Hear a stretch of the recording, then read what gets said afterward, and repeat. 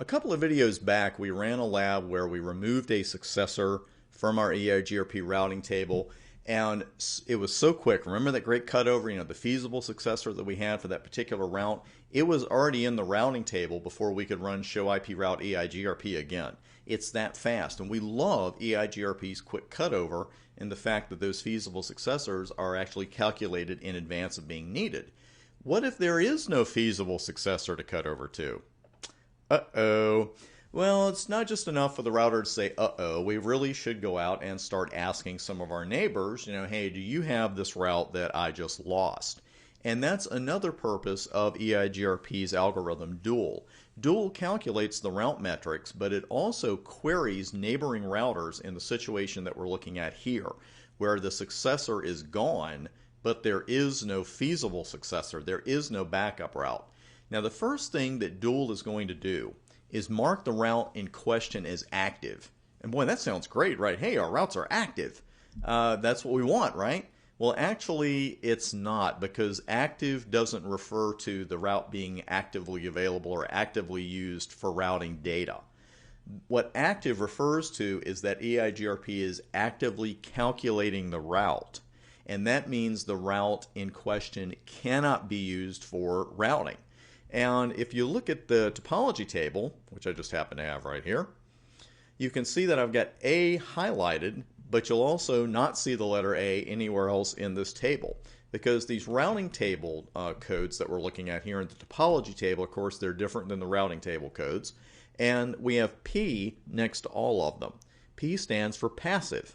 And that sounds like something we don't want, but actually what we want in EIGRP is all our routes to be passive and not to have them active, because passive means that right now Dual is actually passive as far as all these routes are concerned. They're all stable routes, they're available for routing, and life is good. That's what we actually want.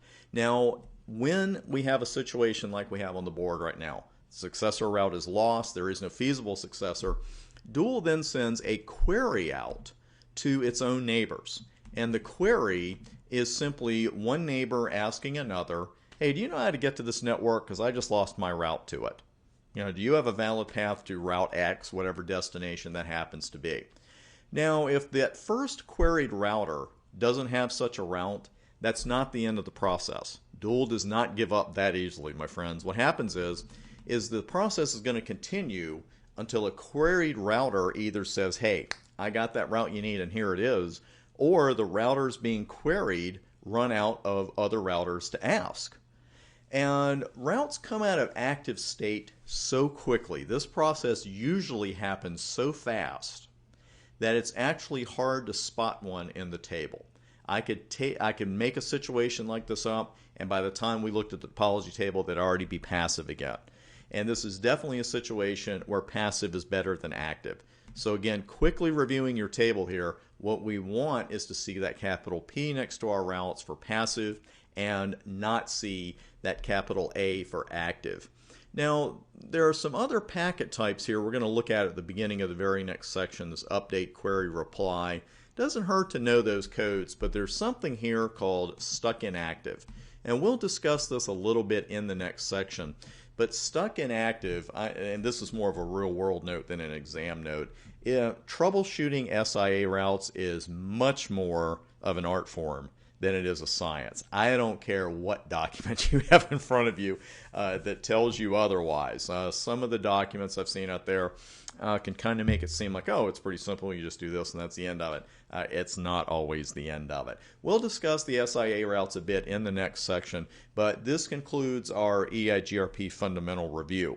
And in the very next section, we're going to delve deeper, first off, into these EIGRP packet types. These updates, queries, replies, we need to know what's going on with those, which ones are what we call reliable and which ones are unreliable, and then we'll branch out from there. So I'll see you in the next section.